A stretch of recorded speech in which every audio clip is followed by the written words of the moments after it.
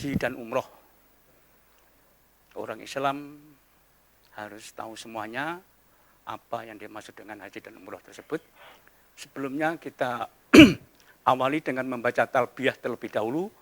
Semoga para pemirsa yang ada di rumah dengan membaca talbiyah ini, siapa tahu saudara-saudara kita, peserta didik kita, nanti kalau mempunyai kemampuan untuk mendapat rezeki dari Allah, bisa terpanggil untuk melaksanakan rukun Islam yang kelima, yaitu adalah haji, dan nanti suatu saat melaksanakan umroh. Kita baca terlebih dahulu. Bismillahirrahmanirrahim. Labbaik Allahumma labbaik, labbaik la syarika laka labbaik, innal hamda wan ni'mata laka wal mulk la syarika lak, labbaik Allahumma labbaik, labbaik la syarika laka labbaik, innal hamda wan ni'mata laka wal mulk la syarika lak, labbaik Allahumma labbaik, labbaik la syarika laka labbaik, innal hamda wan ni'mata laka wal mulk la syarika lak. Terima kasih. Baik, kita mulai, yaitu tentang masalah pengertian haji. Haji merupakan salah satu rukun Islam yang kelima yang harus ditunaikan oleh orang muslim kalau sudah memenuhi syarat-syarat tertentu. Baiklah, apa yang dimaksud dengan haji? Haji itu dalam agama Islam yaitu adalah berkunjung ke Baitullah untuk melakukan beberapa amalan, antara lain tawaf, sa'i, wukuf, melontar jumroh, dan amalan lain pada masa tertentu demi memenuhi panggilan Allah Subhanahu wa Ta'ala semata dan mengharapkan keridhaannya. Itu pengertian haji. Kemudian syarat haji. Syarat wajib haji yang harus dipenuhi oleh orang yang belum agama Islam sebelum ke sana harus dipenuhi terlebih dahulu syarat wajib haji. Yang pertama adalah beragama Islam. Kalau orang belum beragama Islam, maka tidak sah hajinya. Maka syarat wajibnya harus beragama Islam terlebih dahulu. Yang kedua adalah baligh, dewasa. Syarat yang kedua. Bagaimana kalau anak kecil sebelum baligh melaksanakan ibadah haji? Yaitu adalah sah saja. Namun nanti kalau sudah dewasa, baligh, dia mempunyai kelebihan rezeki, sudah mampu, maka tetap diwajibkan untuk melaksanakan ibadah haji seumur hidup. Kemudian yang ketiga adalah akil atau berakal. Orang gila, orang yang akalnya tidak sehat, maka tidak sah hajinya. Yang keempat adalah merdeka. Merdeka ini apa? Merdeka ini adalah hamba sahaya tidak wajib karena terabaikannya hak-hak majikan yang berkaitan dengan hamba sahaya. Jadi ada hubungannya dengan majikan, maka mereka tidak wajib karena belum bebas. Kemudian yang kelima adalah syarat wajibnya haji, istitoah, yaitu adalah mampu baik fisik, materi, dan keamanan di dalam perjalanan ibadah haji. Itulah syarat wajib yang harus dipenuhi apabila kesemuanya itu sudah mencukupi syarat wajibnya, maka harus melaksanakan ibadah haji. Kemudian setelah syarat wajibnya selesai, maka kita menginjak selanjutnya adalah rukun ibadah haji. Sebelum kita menyebutkan tentang rukun ibadah haji apa, maka kita jelaskan apa sih sebenarnya rukun haji itu. Rukun haji itu adalah serangkaian amalan yang harus dilakukan dalam ibadah haji dan tidak dapat diganti dengan yang lain, walaupun dengan dam atau denda. Jika ditinggalkan maka tidak sah hajinya.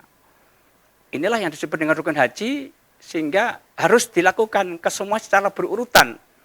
Tidak bisa diganti dengan dam. Selama roh masih melekat di jiwa kita, maka wajib kita harus melaksanakan rukun tersebut. Adapun rukun haji yang harus dipenuhi adalah ihram. Ihram itu adalah niat. Nanti kita bawah ini akan kita jelaskan apa itu ihram, niat dan seterusnya, termasuk pakaian ihram seperti apa. Kemudian yang kedua adalah wukuf di Arafah. Kemudian apa yang dilakukan ketika wukuf itu nanti akan kita jelaskan. Yang ketiga adalah tawaf ifadah. Ya, nanti ada kita jelaskan tentang masalah jenis-jenis tawaf. Kemudian yang keempat adalah sa'i yang harus dilakukan dalam rukun haji. Yang kelima adalah bercukur atau menggunting rambut atau tahalul. Dan yang keenam adalah tertib. Inilah rukun haji yang harus dilakukan, merupakan satu kesatuan yang tidak boleh ditinggalkan satupun. Apabila ditinggalkan, tidak sah hajinya, tahun depan harus kembali lagi. Sekarang ada istilah yang disebut dengan wajib haji. Apa itu wajib haji? Wajib haji itu adalah suatu amalan yang harus dikerjakan dalam ibadah haji. Bila tidak dikerjakan, maka harus membayar dam atau denda. Nah, ini kata-kata wajib haji. Wajib haji yang harus dilakukan, yang pertama adalah ihram, niat dari mikot. Nanti apa itu mikot, nanti kan kita jelaskan di bawahnya. Kemudian yang kedua adalah mabit di Musdalifah. Apa yang dilakukan ketika mabit di Musdalifah, nanti kita jelaskan. Kemudian yang ketiga adalah wajib haji, mabit di Mina. Yang keempat adalah melontar jumroh, ula, wusto, dan akobah. Wajib yang kelima, menghindari dari perbuatan yang terlarang dalam keadaan ihram. Kemudian yang keenam, wajib haji adalah tawaf wada bagi yang akan meninggalkan kota Mekah. Para pemirsa yang saya hormati, kita menyampaikan secara global terlebih dahulu, nanti penjelasan yang ada di bawah. Sekarang kita jelaskan tentang masalah macam-macam haji. Macam-macam haji ini ada 3. Yang pertama, haji tamattu. Ya, kita pernah sering mendengar haji tamattu itu yang kita lakukan di Indonesia khususnya, ini melaksanakan haji tamattu. Haji tamattu itu apa? Haji tamattu itu adalah mengerjakan umroh terlebih dahulu, baru mengerjakan haji. Cara ini wajib membayar dam nusuk. Apa dam nusuk itu? Nanti kita jelaskan. Tahapan pelaksanaan ibadah haji tamattu yaitu adalah mengerjakan umroh terlebih dahulu. Ihram umroh dari mikot, kemudian tawaf, sa'i, bercukur atau menggunting rambut atau tahalul, selanjutnya melaksanakan ibadah haji, yaitu ihram haji di pemondokan, wukuf di Musdalifah, mabit di Mina, dan melontar jumroh, kemudian mencukur rambut atau tahalul. Dan yang terakhir tawaf wada. Itu yang pertama. Yang kedua, yaitu adalah cara ifrad. Cara ifrad itu mengerjakan haji saja. Cara ini tidak wajib membayar dam. Tahapan pelaksanaannya adalah ihram haji dari mikot, tawaf kudum, boleh diteruskan dengan sa'i, wukuf, mabit di Musdalifah, mabit di Mina, dan melontar jumroh. Kemudian menggunting rambut atau tahalul awal, kemudian tawaf ifadah, sa'i bagi yang belum melaksanakan pada tawaf kudum, tahalul sani. Bagi yang sudah melaksanakan sa'i, pada tawaf kudum tidak perlu lagi melaksanakan sa'i setelah tawaf ifadah.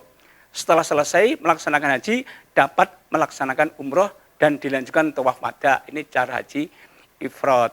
Baiklah para pemirsa, masih satu lagi. Haji ifrad ini memang nggak kena dam ya. Nanti masih ada lagi yang kedua, ada yang ada lewat pesan-pesan berikut ini. Kita lanjutkan setelah pesan-pesan berikut ini.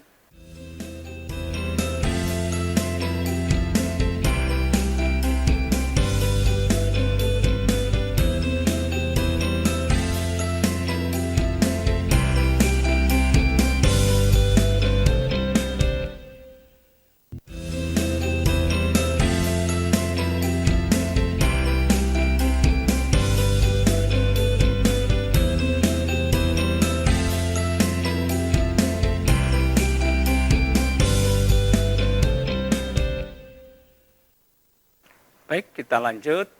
Yang terakhir, cara haji ini yaitu haji kiron. Haji kiron adalah melaksanakan haji dan umroh di dalam satu niat dan pekerjaan sekaligus saat itu juga.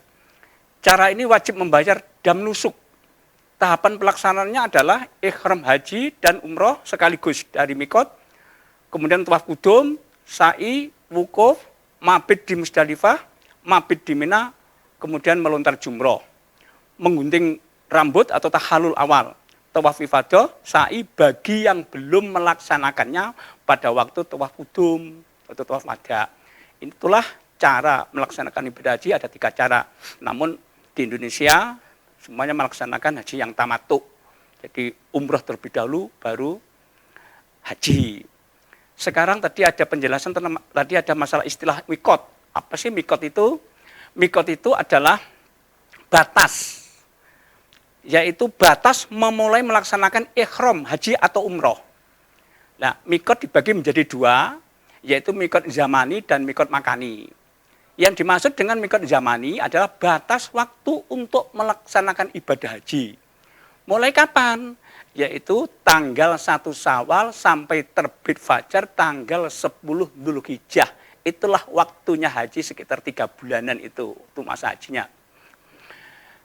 Yang kedua adalah mikot makani. Apa itu mikot makani? Yaitu adalah batas tempat untuk mulai ihram atau haji. Ya, mulai ihram, haji atau umroh. Kemudian mikot makani jamaah haji. Kalau dari Madinah, yaitu adalah di Zulhulaifah, Bir Ali. Kemudian kalau datang dari Sam, Mesir, Maroko adalah di Zufah. Kemudian dari arah Tiahmatil, Yaman adalah di Bukit Yamlamlam. Kemudian dari arah Najdil, Yaman dan Hijaz adalah ihramnya mulai di Kornul Manazil. Kalau dari arah Masyrik atau timur, termasuk Irak, adalah tempatnya adalah di Zatu Irkin. Nah, kita ini dari Bir Ali, nanti langsung ke sana pakai ihram. Bagi jamaah haji Indonesia gelombang 2, mikot makarinya boleh di Bandar Udara King Abdulaziz atau Jeddah berdasarkan keputusan Fatma MUI tahun 1980 dan dikukuhkan kembali tahun 1981. Atau di atas udara di dalam pesawat ketika ada garis sejajar dengan Kornul Manazil. Para pemirsa yang berada di rumah, kemudian ada istilah ihram tadi secara global, kemudian kami jelaskan apa yang dimaksud dengan ihram itu. Ihram itu artinya niat memasuki ibadah haji atau umroh. Kalau kita niatnya haji adalah labbaik Allahumma hajjan. Kemudian setelah niat, cara berpakaian ihram.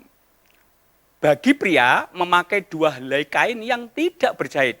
Satu disarungkan dan satu lagi diselendangkan di bau. Disunahkan berwarna putih. Tidak boleh memakai baju, celana ataupun pakaian biasa. Jadi hanya 2 lembar itu saja.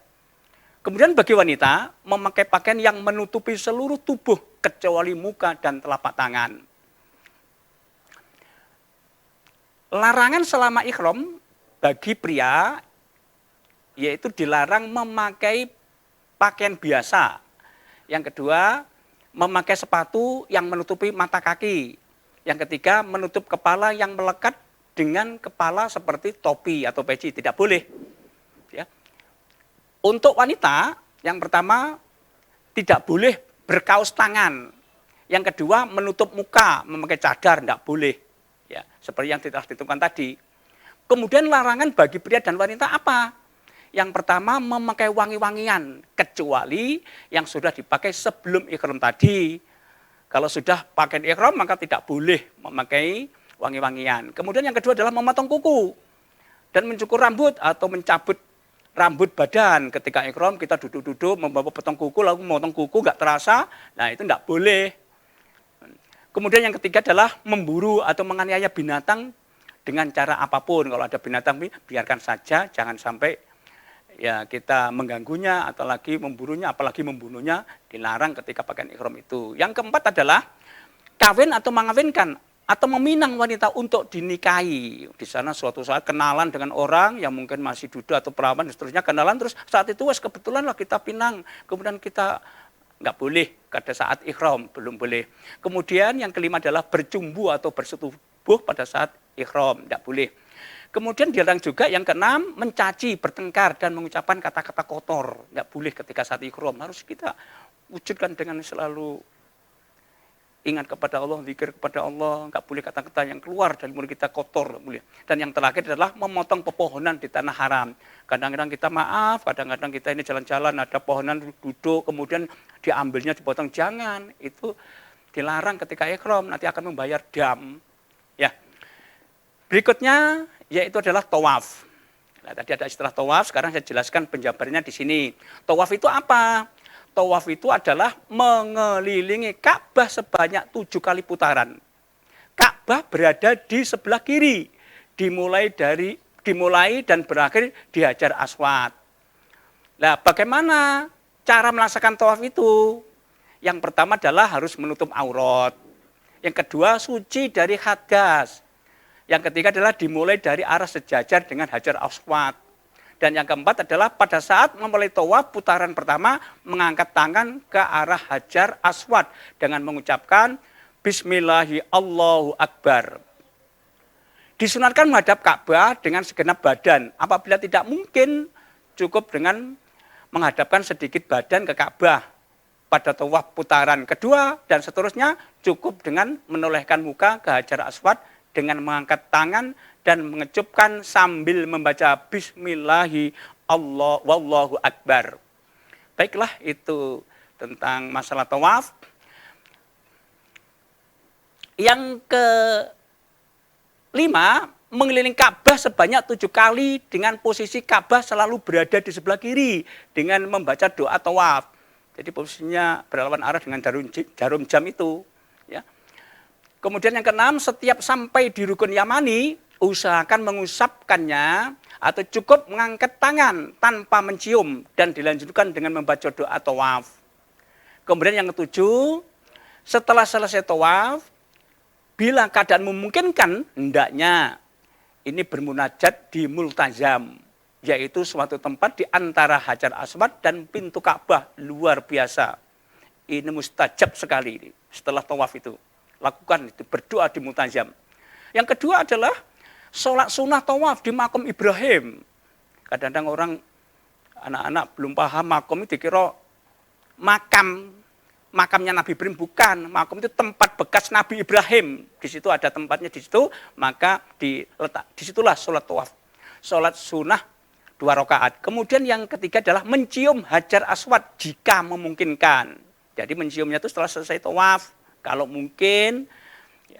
Kemudian berikutnya adalah sholat sunnah mutlak di Hijr Ismail. Itu kalau bisa, karena umpel-umpelan, tempatnya sempit, begitu banyak ribuan bahkan jutaan orang, tidak bisa. Alhamdulillah saya dahulu tahun 2014, kita bisa masuk ke Hijr Ismail. Ya, sesaat, karena umpel-umpel itu, segera langsung terlempar lagi keluar setelah selesai. Karena banyak yang segera ingin sholat di situ. Kemudian minum air zam-zam. Para pemirsa yang saya hormati, itulah tentang tata cara tawaf yang benar. Nah sekarang macam-macam tawaf itu macam-macam. Ya, ada yang tawaf namanya tawaf kudum. Tawaf kudum itu apa? Merupakan penghormatan kepada Baitullah. Tawaf kudum ini tidak termasuk rukun atau wajib haji. Dilakukan pada hari pertama kedatangan di Mekah. Hukumnya sunnah bagi jamaah haji yang melakukan haji ifrad dan haji qiron. Sedangkan pada haji tamattu, tawaf kudumnya sudah termasuk di dalam tawaf umroh. Tadi sudah, inilah orang Indonesia. Jadi tawaf kudumnya sudah melekat pada umroh tadi tawafnya.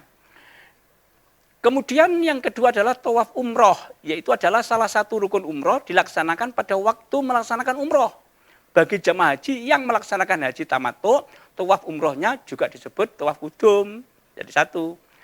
Kemudian yang ketiga adalah tawaf ifadhah. Ini adalah salah satu rukun haji. Disebut juga tawaf rukun atau tawaf ziarah. Dilaksanakan kapan? Mulai lewat tengah malam tanggal 10 Dzulhijjah. Tentunya setelah selesai melontar jumroh itu, kemudian tanggal 10-nya kita berangkat ke Mekah itu.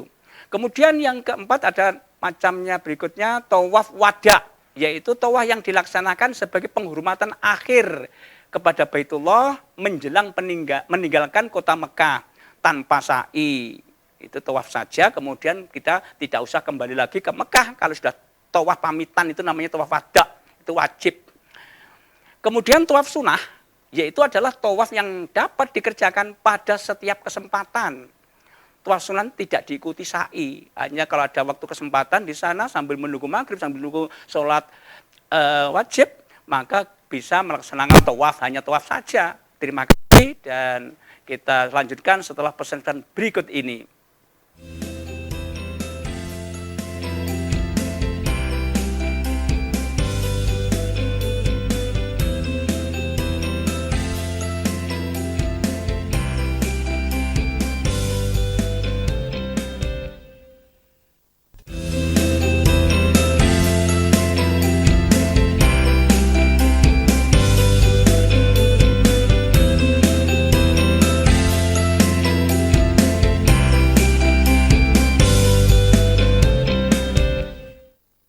Ya, terima kasih.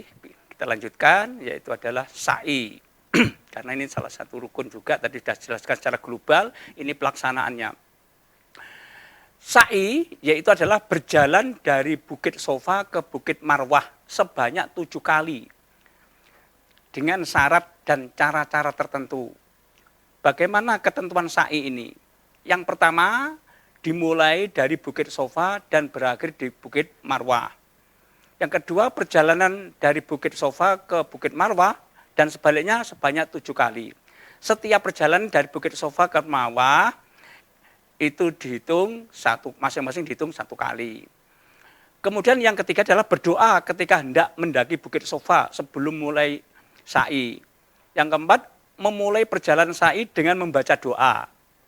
Yang kelima, setiap melintas antara 2 bukit pilar lampu hijau, maka pria disunatkan berlari-lari kecil, sedangkan bagi wanita cukup berjalan biasa. Karena di tengah-tengah sa'i itu ada lampu hijau, ada batasnya, ada beberapa meter itu. Kemudian yang keenam, setiap hendak mendaki Bukit Sofa dan Marwah, dari 7 perjalanan sa'i tersebut hendaklah membaca doa. Yang ketujuh, perjalanan sa'i terakhir ketujuh berakhir di Bukit Marwah. Itulah ketentuan cara sa'i yang harus dilakukan oleh orang yang haji atau umroh. Kemudian syarat sahnya sa'i, yang pertama adalah harus didahului dengan tawaf. Enggak boleh, kalau belum tawaf sa'i, enggak boleh, harus urut. Kemudian yang kedua adalah menyempurnakan sampai perjalanan ke-7 antara Bukit Sofa dan Marwah. Harus 7 kali. Kalau capek gimana?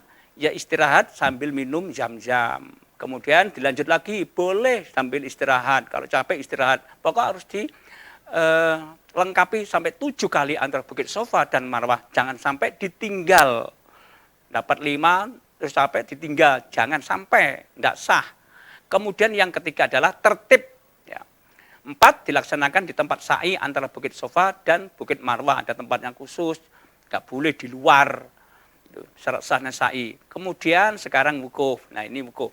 Wukuf di Arafah adalah rukun haji yang paling utama. Inti daripada ibadah haji ya ini wukuf. Tidak sah tanpa wukuf. Rasulullah pernah bersabda, al-hajju arafatu faman adaraka lailata jam'in faqad adarakal hajja. Haji itu hadir di Arafah. Barang siapa yang mendapatkan wukuf di Arafah, sesungguhnya ia mendapatkan haji. Jadi semuanya hadir walaupun sakit, harus dibawa ke sana dengan kendaraan khusus, ya dibantu harus hadir di padang Arafah. Wukuf di Arafah ini kapan? Dilaksanakan tanggal 9 Dzulhijjah setelah tergelincir matahari, yaitu setelah sholat jamak takdim, zuhur dan asar. Wukuf dilaksanakan dengan berjamaah atau dengan sendiri-sendiri, dengan memperbanyak zikir, istighfar, berdoa, dan membaca Al-Quran sesuai dengan sunnah Rasul. Wukuf dilaksanakan dengan berjamaah setelah disampaikan wukuf. Pelaksanaan wukuf bagi jamaah haji yang sakit dan yang sedang dirawat dilakukan dengan pelayanan khusus sesuai dengan kondisi kesehatan. Yang penting harus hadir.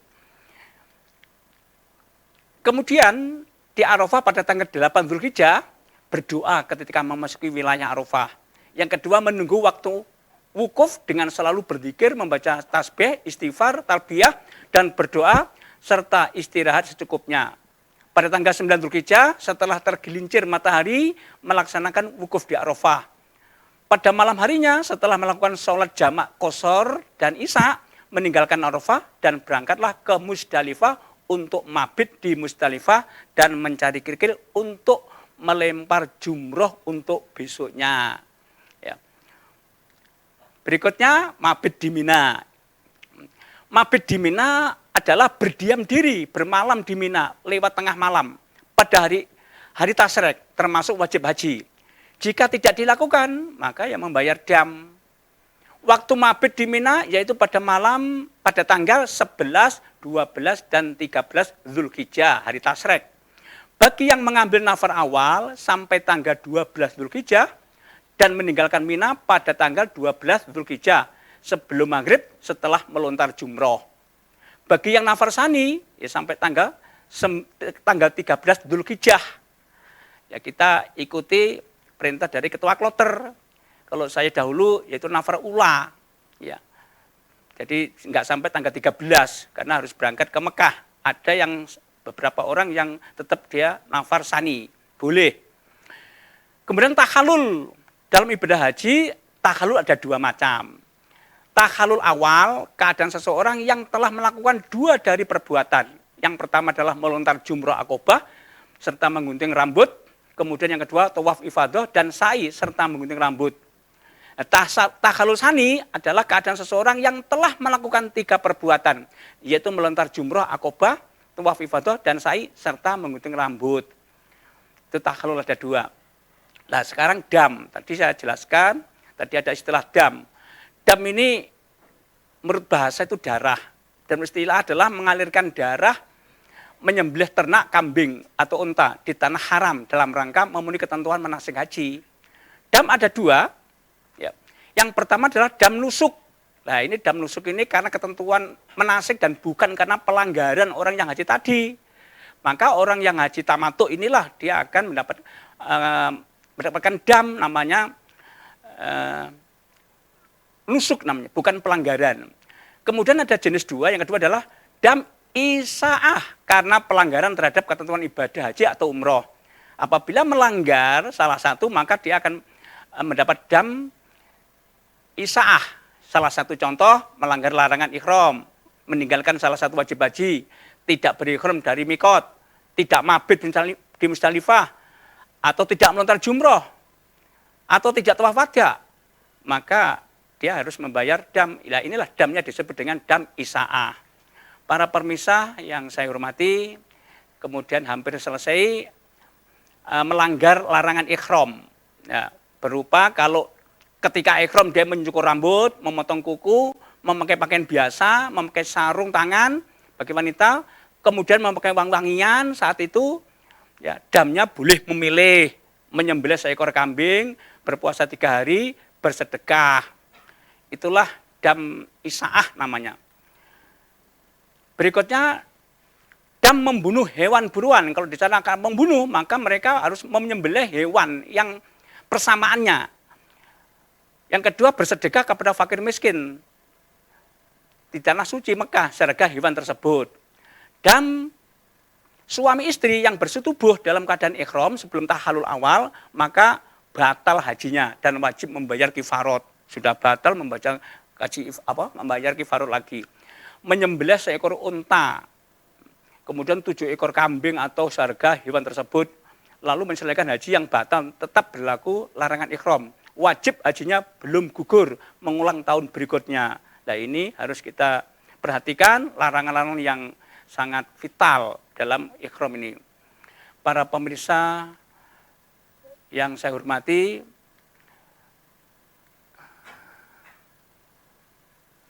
macam-macam dam tadi sudah kita jelaskan, kemudian semoga haji kita mabrur. Sudah kita jelaskan sampai awal sampai akhir, kemudian kita akan menjelaskan tentang masalah umroh, hajinya sudah selesai. Ya.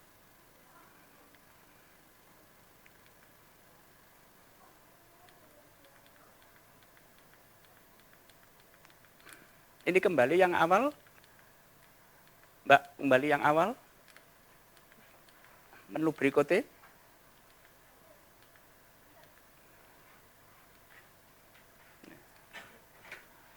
Dari awal. Yang tadi. Ini hilang ganti yang menu.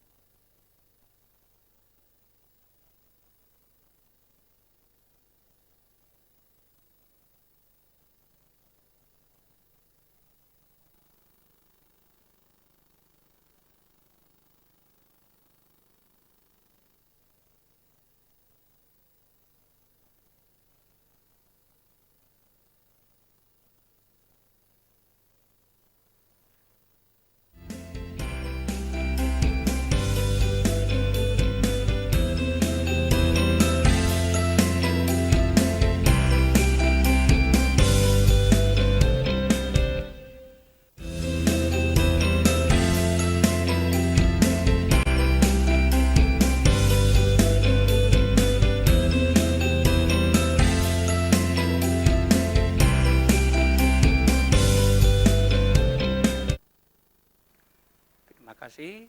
Baik, kita yang terakhir adalah umroh. Tadi haji sudah selesai, kemudian kita adalah umroh. Pengertian umroh dan hukumnya. Umroh secara bahasa adalah berkunjung. Menurut istilah bahwa umroh berkunjung ke Baitullah atau Ka'bah dengan melaksanakan tawaf dan sa'i dalam waktu yang tidak ditentukan. Hukumnya adalah fardu ain atas orang Islam sekali dalam seumur hidupnya. Sebagaimana firman Allah Subhanahu wa taala surat Al-Baqarah ayat 196, Bismillahirrahmanirrahim, wa atimul hajja wal umrata lillah. Dan sempurnakanlah ibadah haji dan umroh karena Allah semata. Syarat wajib umroh hampir sama dengan haji. Kalau syarat wajib umroh ini yang pertama adalah beragama Islam, baligh, berakal, merdeka. Kemudian rukun umroh yang pertama adalah ikhram, berniat untuk melaksanakan umroh. Harus niat terlebih dahulu. Kemudian yang kedua adalah tawaf, mengelilingi Ka'bah sebanyak 7 kali, dimulai dari sudut Hajar Aswad dan berakhir di sudut Hajar Aswad pula. Serta Ka'bah berada di sebelah kiri orang tawaf. Hampir sama tadi. Sa'i, yaitu lari-lari kecil dari Bukit Sofa ke Bukit Marwah seperti haji tadi sama. Tahalul, yaitu mencukur rambut minimal 3 helai. Kemudian tertib. Kalau umrah lebih simpel umrah ini. Kemudian wajib umroh ikhram dari mikotnya. Mikot di dalam umroh ada 2, sama dengan tadi. Mikot zamani sepanjang tahun, kapan saja umroh sewaktu-waktu bisa.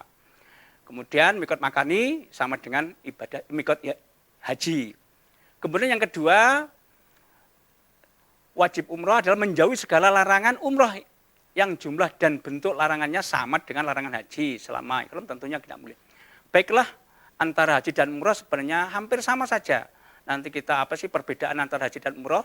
Tidak kita perlu panjang lebar karena hampir sama. Perbedaan haji dan umroh, yang pertama adalah berbeda dari segi niatnya. Tidak bisa disamakan niat haji dan umroh. Kemudian yang kedua adalah berbeda dari segi waktu. Kalau haji dilaksanakan mulai bulan Syawal hingga 10 Dzulhijjah. Kemudian umroh itu kapan saja, sewaktu-waktu, waktunya lebih luas. Perbedaan yang ketiga adalah haji ada wukuf, sedangkan umroh tidak ada. Lebih simpel. Yang keempat adalah perbedaannya haji terdapat mabit di Musdalifah dan Mina serta melempar jumroh, sedang umroh tidak ada.